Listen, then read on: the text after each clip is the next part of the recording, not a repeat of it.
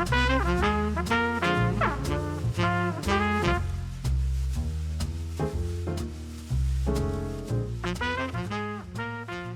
everybody, welcome back to another episode of our Velocity Sellers Podcast. I'm your host, Velocity Pete, and today we've got sort of a unconventional, maybe lesser known topic for our viewers today.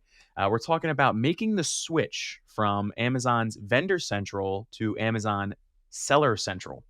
With us today, I have two regular faces on our podcast, two, as you guys all know, if you've watched our episodes, geniuses, experts, any other word to describe a very smart person. We've got Eric Peterson and Lisa Zadell.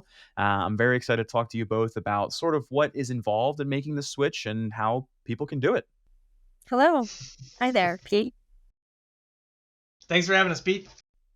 Anytime. It's great to have our experts on the call talking about this stuff because it's very important. It's and also, like I mentioned, it's a little bit of a lesser known, maybe not as well talked about topic. Again, looking at switching from vendor to seller. So just real quick, if you're looking to make the switch from vendor to seller, I'm hoping you know what both are. But in case some of our viewers maybe are tuning in and are regular, some part of our Velocity cult here that watch every episode religiously, and I don't really know what vendor and seller is. Can we get a brief description, maybe Lisa, of what is vendor versus what is seller? Very brief. Yes. So Vendor Central is a 1P relationship where a manufacturer, in most cases, would be selling wholesale to Amazon, and Amazon would be selling that product on their behalf. And then seller is like a person just normally selling it to D2C, direct to customer kind of thing. Correct. Perfect. Okay. So now that that's out of the way, I had to make sure we got that in for all of our viewers, being very inclusive. Let's talk about why someone would even want to switch from vendor to seller. What is happening to vendor that it's not as successful anymore? I feel like at once point it was like super exclusive. Like everybody wants to be on vendor. Everyone wants Amazon to sell their products. Like what happened recently that is really kind of killing vendor? Yeah. So if you are currently selling on Vendor Central, a lot of times you'll see over time that your sales will plateau and they're not growing at an increment that year over year. The growth starts to slow down. Another issue that we see on Vendor Central is that new product introductions are really difficult. And so you'll often have to use a born to run or, maybe use a 3P strategy or a Seller Central strategy to get Vendor Central to even order initially those new products. Vendor Central is known to kind of cherry pick the assortment. And so if you have a large assortment of ASINs, in most cases, Vendor Central is not going to order your entire catalog. And so sometimes colors are not represented or sizes might not be represented on variations. And the overall customer experience can really be, not the best because you're not representing your product in the best way. Another issue that we're seeing recently is that Vendor Central is not accepting cost increases. So if you have an increase in raw materials or just production costs are going up, Vendor Central has had a hard line on accepting any cost increases, which is putting a lot of margin pressure on manufacturers right now. And then another thing that we're seeing is another situation is that excessive amount of chargebacks. And so chargebacks can be for a wide variety of reasons. And I think Eric was mentioning a situation about the chargebacks where it was based on the purchase orders. Eric, do you want to mention what you've been seeing? Oh yeah, I've been seeing like just the purchase orders coming in, and the client is unable to fulfill those orders as soon as they come in. They come in on Sunday, they need to be fulfilled within like 48 hours and shipped out by Tuesday. And if they can't get that done, those chargebacks start coming in. So whether you have an issue with your warehouse, maybe you have another marketplace, maybe you made a hot deal with I don't know, Cabela's or I don't know, Target or whatever you got going on, and they need a big shipment out, so your warehouse staff is over there doing that, and this comes in, now you suddenly are going to start getting those chargebacks, what Lisa's talking about. And some of those chargebacks, I've seen them into the thousands of dollars. It can add up quickly, and can really impact your cost. Yeah. Yeah. And one more big one, Pete, is that Vendor Central will not adhere to any MAP pricing, minimum advertised price. And what we see over time is that the retail can be driven down much, much lower than I think most manufacturers and retailers want to see their products being sold at. And it can complicate things off of Amazon as well. And so minimum MAP, minimum advertised price, is a big issue on Vendor Central as well. I mean, that's a lot of just problems, it sounds like, with vendor. And these, Eric, like, these don't happen on seller, right? This isn't the same thing. Like, if I switch over to seller, it's not going to be the same issues, right? Like, I can kind of do this easier. Yeah, you do have some there's opportunity there in seller to address most of these issues, right? Lisa brought up, vendor might not order your new products. Well, you just send in your new products to Seller Central, right? Or you just flip them on Yeah. fulfill by merchant, and you're off to the races. You're selling. Warehouse things. There's all of these can be resolved by making that shift over to Seller Central from Vendor Central, and that's what we're here to talk about today. Oh, yeah. Great. So despite, all of this ease of access, quality of life improvements that seller seems to have over vendor, there's got to be some issues with it. Like, Eric, what kind of issues do you see from, again, just in general, from moving, but also like looking at seller versus vendor? Yeah, it's a good question. Like, I mean, what really there's two main reasons why people move over. I mean, there's a lot of reasons, but the two main ones are, hey, my cogs went up.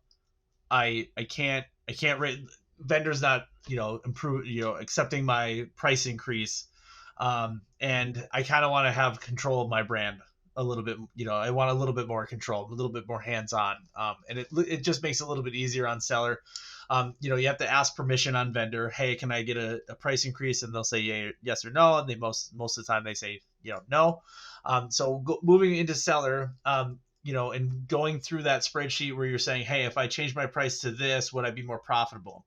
Well, the spreadsheet might say yes, but when you get into seller, don't be alarmed when you do increase your price immediately. Let's say you're going to increase it by 20%, 30%, whatever that number is. There's going to be potentially a high pricing error, which would then remove your offer display. And what that means is, historically, the price of this product has been X, and you've increased it to Y, and that Y price, Amazon system might think that's malicious, and so they're just trying to protect the customer. And so what you have to do is you can do it a couple of different ways. You can leave it as is for 90 days. It usually takes about 90 days, which I don't really necessarily advise. What I would do is I would bring it in. I'd maybe even start out at the vendor price, and then just incrementally increase your pricing strategically, because there are, you also don't want to be like in September, right? And then just jack up your price right before fourth quarter, if Amazon will let you, because then there's softwares out there like Honey. There's other softwares out there that consumer facing where they can see, or I think there's Camel. You can see where there's price increases. So you kind of want to be strategic about that. You might want to do a price increase maybe in January, maybe then in April or whatever. So then it kind of incrementally, it looks like it makes sense to the brand. It also makes it so it's consistent with the brand. So the price, those reference prices that will trigger if you raise those prices just need a little bit of time to reset. And also, if you're doing and then also be aware too, if you're going to do a price across your entire markets where you're going to raise your price on your website, and then your price on Amazon might go down because of off Amazon pricing. That could be a whole nother podcast, but I just want to make sure that you just pay attention to, when you make that flip, it's not instantly, hey, I'm going to switch my price to what I want it. You might have to go slow, and then it goes back to kind of what Lisa was saying too about, cash flow and just be strategic and move slow. Just a question for Lisa. What do you find is the average amount of time, and in your opinion, what's the smart amount of time to move from vendor to seller? So typically, if you have a medium to large account, the data move over takes about 30 days. Even though you're just bringing over that ASIN, as I recommend, you need to bring over all of those details. And I often will refer to it as a mirror. So Seller Central and Vendor Central, the data should mirror each other. You don't want to bring over a listing into Seller Central and leave that back end empty, because eventually the contribution will go to the Seller Central account and that ASIN, and then you've left it blank. So we want to just make sure that we're mirroring our data on both sides. And then if the account is large, like if they have several thousand ASINs, I really recommend a six-month minimum approach, and sometimes even a year, depending on the volume of the ASINs that are involved. You definitely want to be thoughtful and make sure that your top ASINs that are running thousands and thousands of units every single week are not affected in a negative way. And so that's why sometimes we move those last. But if you have a small amount of ASINs, it really can be done, I think, safely in 60 to 90 days. But if you have a large catalog, we do recommend that phased approach. Six months is our average, but it could be longer.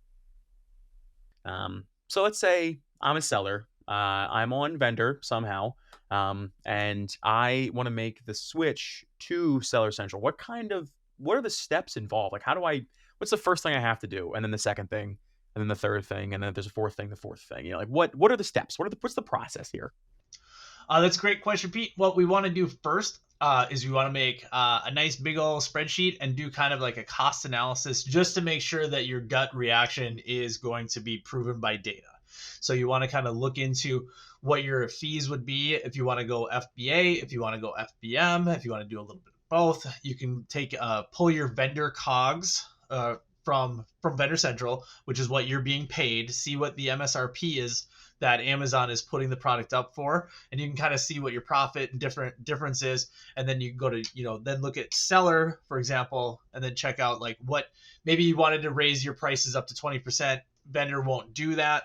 So then you can make that, your cost analysis, your new price is going to be X, and then you have your seller fees, and then your FBA fee, or your referral fees on Seller Central, and then your FBA fee on Seller Central if you're going to go with the FBA. So that way you can kind of really see if the move makes sense. And if all that looks good and it's all green lit, then the next step would be to start building out a plan. And I'm going to pass that back over to Lisa because I think she's got good thoughts on that.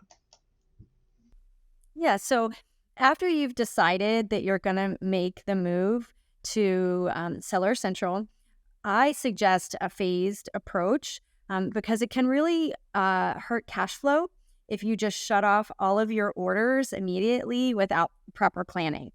So after you've decided to move over to Seller Central, what I suggest is to plan it out in phases, because turning off all of your orders at the same time on Vendor Central can really hurt cash flow. And so you can determine, this group of ASINs will go in phase 1, this second group of ASINs will go in phase 2, and so on.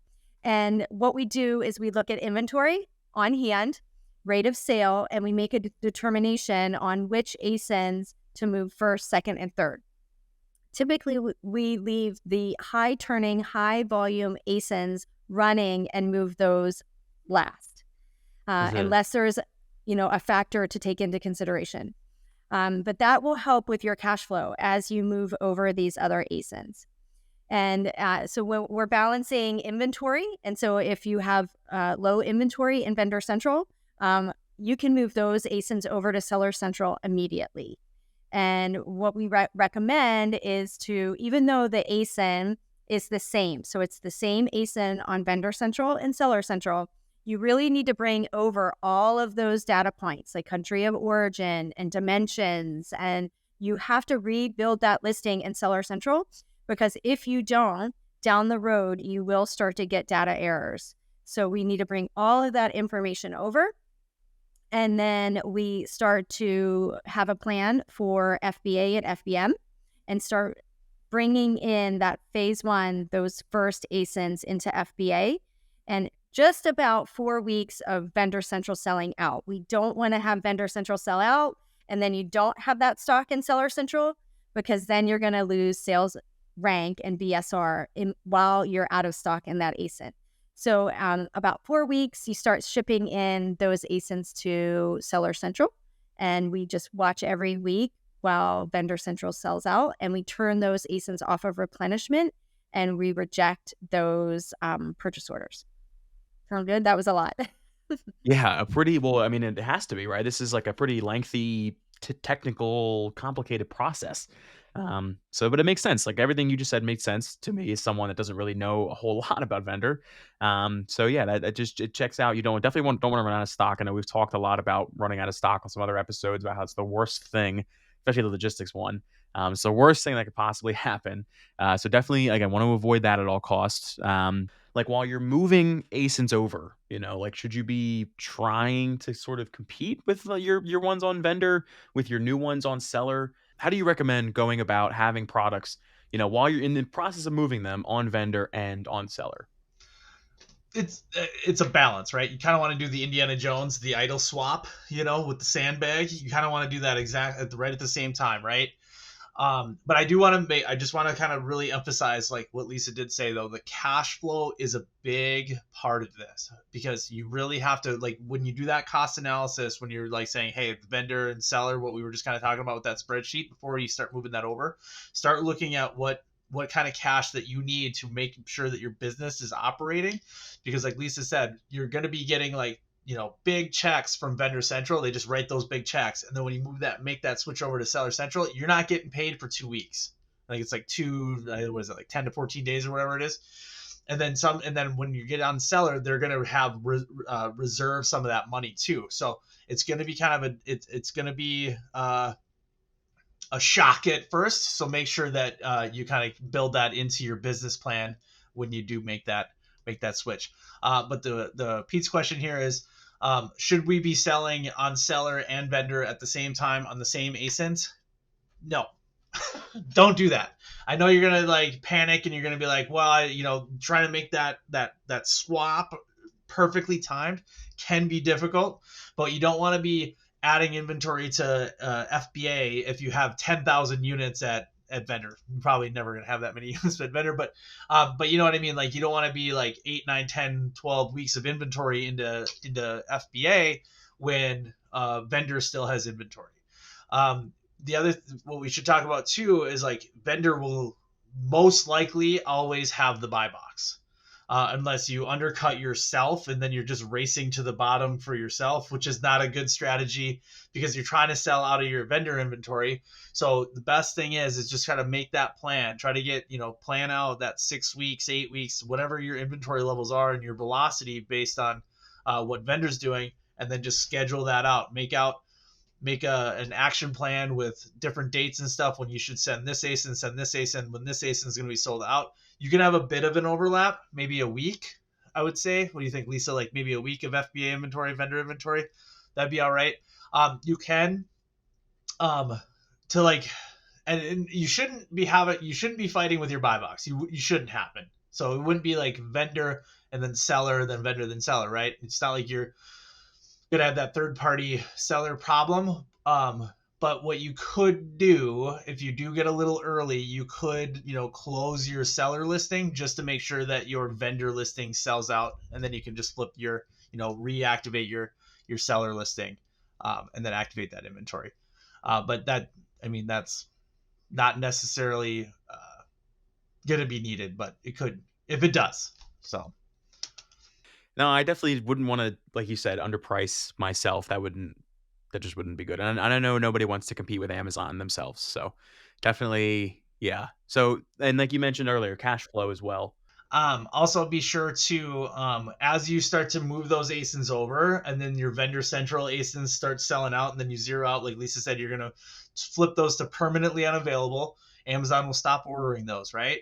But the one element that you might forget to do is, now that you need to move your ASINs and your SKUs into the campaign manager on Seller Central once they start going live. So don't forget to do that. You're gonna have to rebuild all of your campaigns in Seller. You could use your vendor learnings to create some of those campaigns, but just don't forget to do that, because part of your launch strategy should be to push on those a bit. Yeah, no, I can imagine you probably just don't wanna do this on a whim. You know, you wanna have sort of a plan in place there, maybe studying up on some Seller Central tips, looking at, like you said, like, building your own campaigns, like, maybe watching an advertising episode of a cool podcast that just came out, and getting started on that. It's my one plug for the episode. But it very interesting that you mentioned, like, again, not wanting to just undercut yourself. Obviously, no one wants to do that, and I know as a seller, I wouldn't wanna compete with Amazon. So definitely, again, something to look at, like, you're really not gonna be almost selling for a little bit there. And even if you line the timing up right, where it's, like, just, like, the day after they pay you, that's when you start doing the switch, you're still gonna be out, like you said, like, a 2 or 10 days, maybe 2 weeks.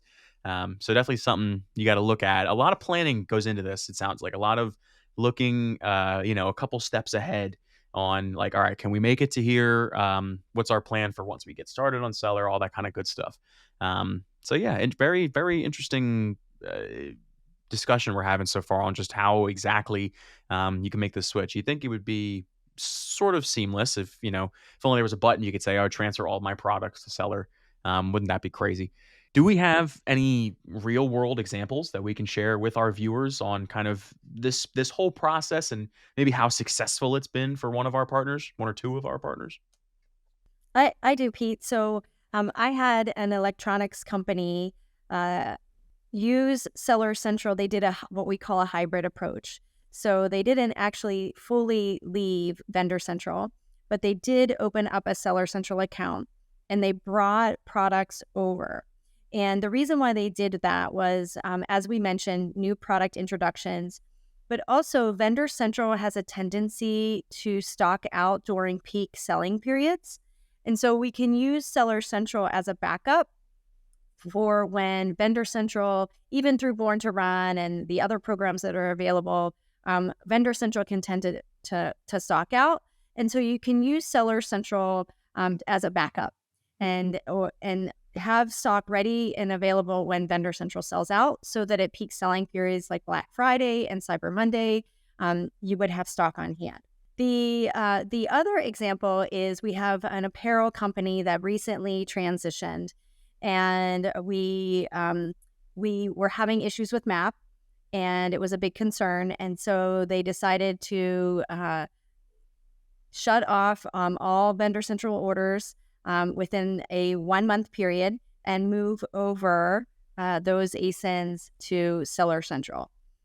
It was a great transition, and as soon as the stock started to hit into FBA, we could see that the sales volume, we gained a buy box right away, and the sales volume really started to take off within the first couple of weeks of doing this transition. And we were able to adjust our pricing and actually make a little bit more profit because of all of the fees and the cost increases that Amazon vendor would take. We actually are more profitable on Seller Central in this category. Interesting. I wanted to ask about one of the first example you said about doing a hybrid situation. If I remember correctly, because it was only a few minutes ago, Eric said you shouldn't compete with yourself on vendor and seller. Are you talking about only moving some products and then leaving the rest on vendor?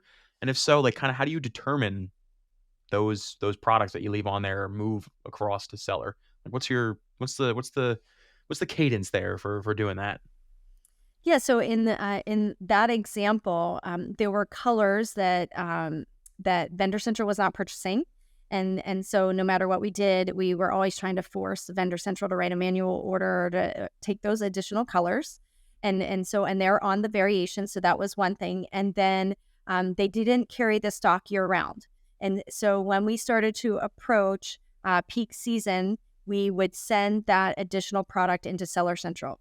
But a majority of the time, it was on Vendor Central, and we would never undercut. We were always at a slightly higher retail than Vendor Central during those peak or double selling periods. And we could see where Vendor Central would sell out, and that featured offer and buy box would move over to Seller Central.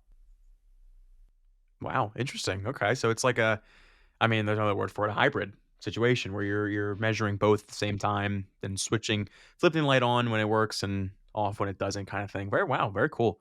Other stuff, Pete, to piggyback on the Yeah, hybrid, right? Going back to what do we call it? Phase one, step one. When you do that cost analysis, sometimes the cost analysis is not green moving to seller. Sometimes it's more expensive to move to seller if you have a heavier product, for example, that the FBA fee might be too high, or your shipping fee from, if you're going to pick, pack, ship yourself, maybe your shipping fee is higher than the vendor central fee. So you might want to leave your heavier, hmm, your bigger, your bulkier products in vendor, move maybe your accessories or your smaller products over to seller, and then you get kind of the best of both worlds. For example, you're just kind of really bringing down your cogs and bringing up your profitability. it's not always the smartest, play to switch to seller. I feel like in most cases it would be, right? Or is it really just measuring how much you're going to make and how much you're maybe going to that's how much you're going to be charged, or like what are the other factors that go into, like, maybe is there any reason not to make the switch aside from you're not going to be profitable? Yeah, so I'll take that, Pete. Mhm. Often we find that consumables that have a high rate of sale do better on Vendor Central just because their shipping is faster, and they don't have missed pickups, and they don't have the troubles sometimes that high volume sellers have on Seller Central, because Amazon is always going to take care of their freight first, I think. The other situation, as Eric had mentioned, bigger, bulkier items that are very heavy tend to do better on Vendor Central, like furniture or tires or other big, heavy products. And then also we do see sometimes when the retail is too low. So we know what our average FBA fee starts around $3 typically, or a little bit more than that on Seller Central. And so if you have a $9.99 item, if you do the math on that, sometimes it is better to keep those lower priced retail items on Vendor Central. But every situation is different, and gross margins come into play, and what your COGS are. But so that's why you really need to take a look at your overall financials before you make that decision. Also, business strategy too. You know, that's another one where if you want to, if you know, you kind of, if your business model is that you're kind of more B2B, vendors working, if you want to be more B2C, or if you want to be more B2B and you want to start selling to distribution centers that are going to sell it to other resellers, and you just want to make what you want to make, and then those partnerships can be affected because, like as we mentioned, the vendor will have the buy box. So if you want your partners to be able to sell on Amazon, then vendor, you kind of have to remove vendor from that equation. Like there's all kinds of that, like very it's very like business to business. And so like don't take what I'm saying right now to like hard. It just be it's not like pigeonholed for each one. It just depends on what your overall business strategy is, and it can change over time. Vendor might have worked for 10 years. Now it's not working. Now you need to pivot and switch over, or it's just another option. Right, because you're never gonna beat vendor, neither are your resellers, so if you wanna have them on there, you can't be on vendor, you're right.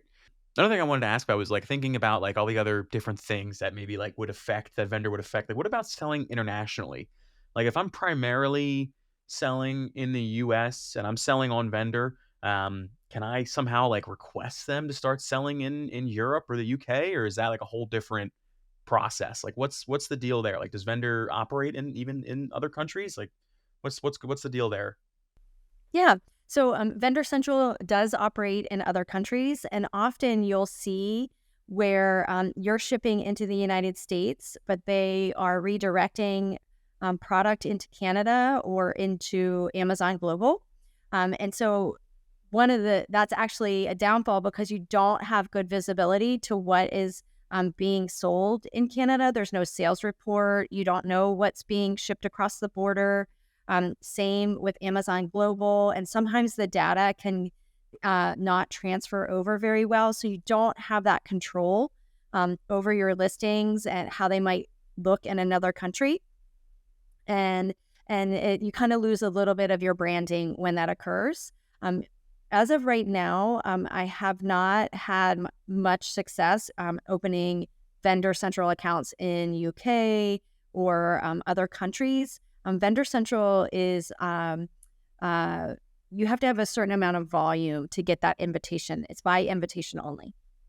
It's interesting that you have to open like a separate vendor account in different countries, especially again if you're maybe doing super good and you want to try and expand. I know I have a lot of people that come to us in sales, a lot of partners that we meet with, and they say, "Oh, I'm looking to try and expand into the UK or into Europe," or sometimes they're in the UK and Europe, they want to move to the US, but it's not just as easy as like seller where you can just open an account and then get approved for that country and get all the certifications and all that stuff. It's a little bit of a more intensive process. Interesting.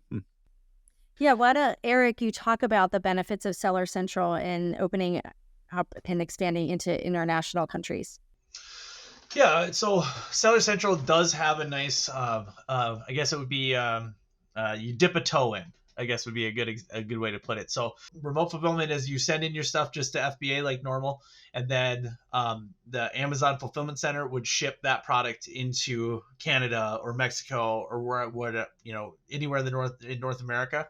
And then if you wanted to go into the UK, you'll have to open the account in the UK. You'll have to get VAT.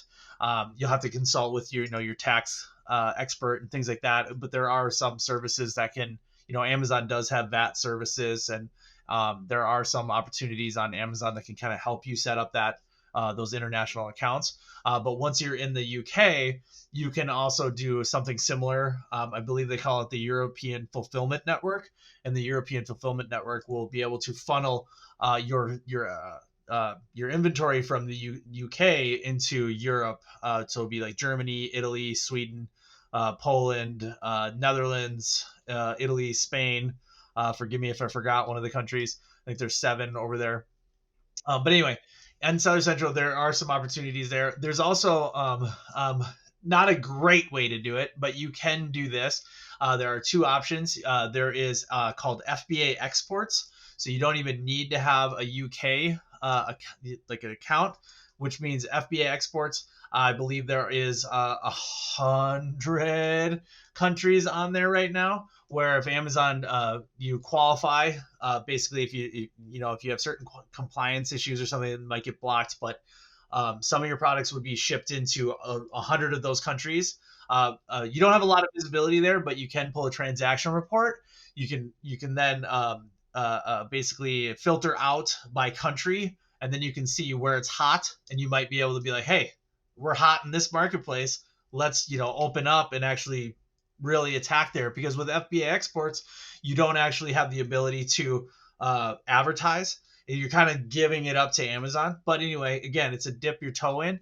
And then there's another program where it's called, it's right there.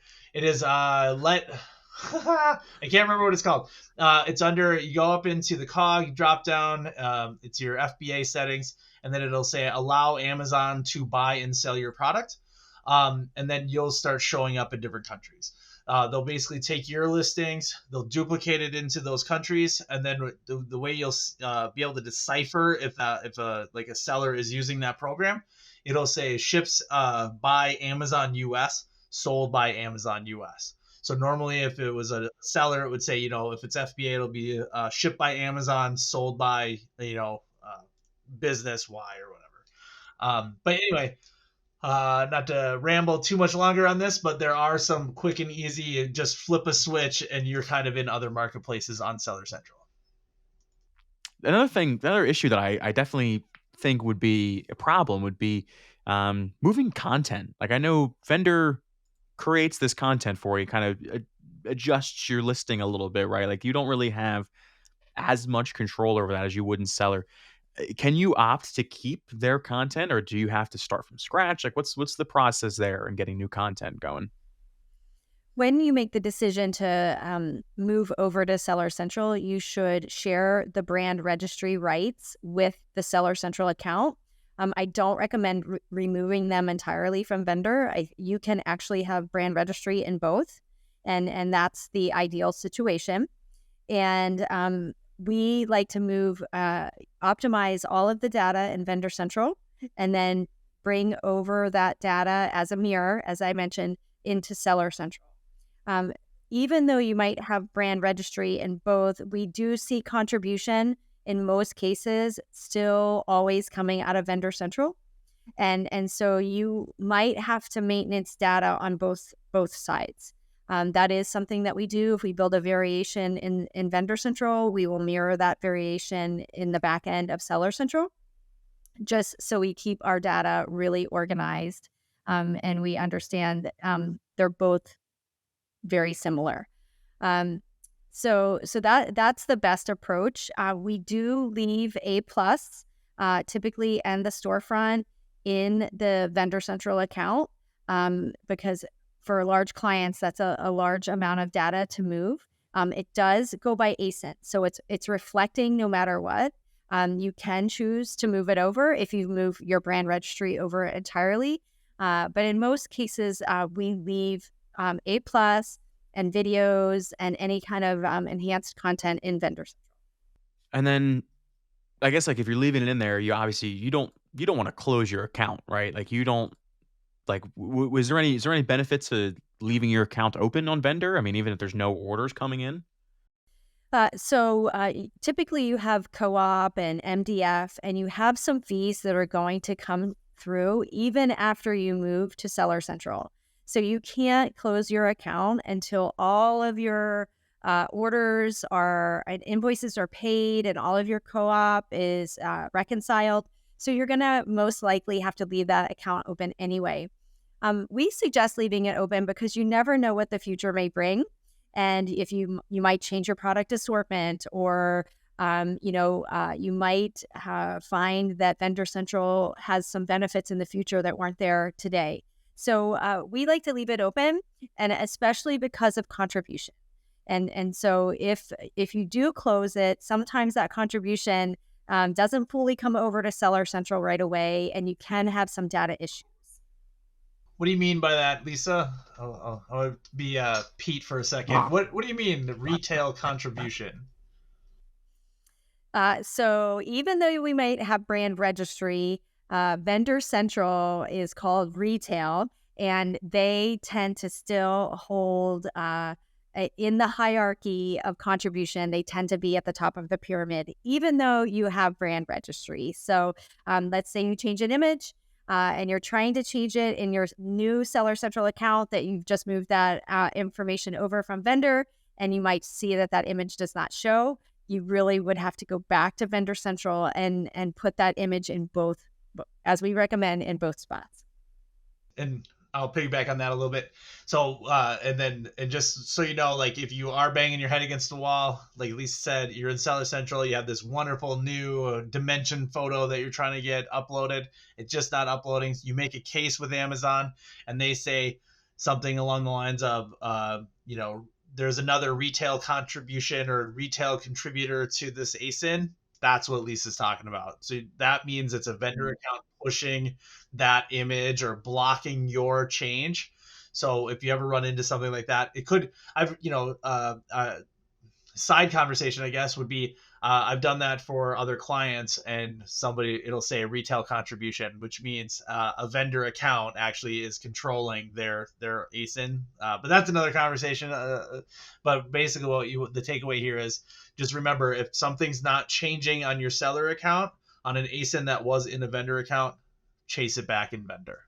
Practical wise, like what are we seeing with our partners? Are more people choosing to do this, or are they kind of like when we present this option to them, Are they kind of saying like, I'm going to stick with vendor, even though you presented me all this slew of amazing benefits of switching to seller and potential, opportunities of success? Like, what are we seeing our partners doing? What we're seeing right now, Pete, is a lot of migration from Vendor Central to Seller Central and a lot of hybrid accounts. The lack of control that Vendor Central uh, gives to the manufacturers and to the sellers, it's a really difficult environment right now, and so we're seeing a lot migrate. And it's mainly just like a lot of cost, lots of cost. Things have just risen, and just trying to make, be profitable, it's sometimes can be difficult. And that's usually clients just come to us and say, hey, I'm not profitable on vendor, what can we do? And then we give them the options, and then plan that out. And like Lisa said, it's typically going to be a hybrid. Interesting. I mean, that makes sense based on everything we've talked about today. That as long as it makes sense profitability wise, like why wouldn't you make this switch? Why wouldn't you take back control of your brand? Kind of thing. So I want to thank you both for being on the show. This was great information for me, someone that knows a little bit about vendor, but not enough. Now I know a lot to say confidently to people that come in through the sales channel. It says, hey, I want to switch to seller or something like that. I can kind of give them more useful information. And if any of our viewers out there have a vendor account or are trying to do a hybrid or are trying to switch to seller, we do free audits. So we're more than happy to take a look. The three of us are happy to take a look at your account and tell you just kind of exactly maybe what you need to do or if it's going to work or not. So feel free to reach out, check below, click the link below to check out our website and get a free analysis of your current Amazon journey. Well, guys, thanks again. I appreciate you being on the show, and I'm sure I'll see you both again. As smart as you are, I know you'll be back on another episode about something. So see you next time. Thanks, Pete. Thank you, Pete. I'm Velocity Pete, and we'll see you next week.